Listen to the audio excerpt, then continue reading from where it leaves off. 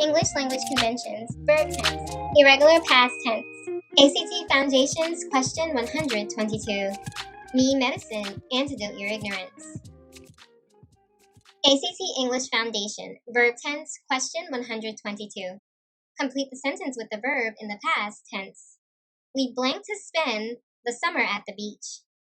The task here is to shift the tense of choose to its simple past tense verb form. Here's what I need you to understand.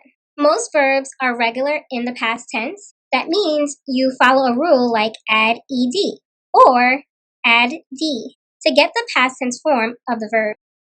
Some verbs are irregular in the past tense. That means you don't follow a rule. Instead, you must remember the past tense form of the verb. Check out this example. Jacob lost his keys. Lost is the irregular past tense form of the verb lose. This is a correct shift, and the overall sentence is formatted correctly. All right, back to the original question now for the solution. Chose is the simple past tense verb form of choose. This is an irregular simple past tense verb form because it doesn't end in a or an ed, so you'll have to commit it to memory.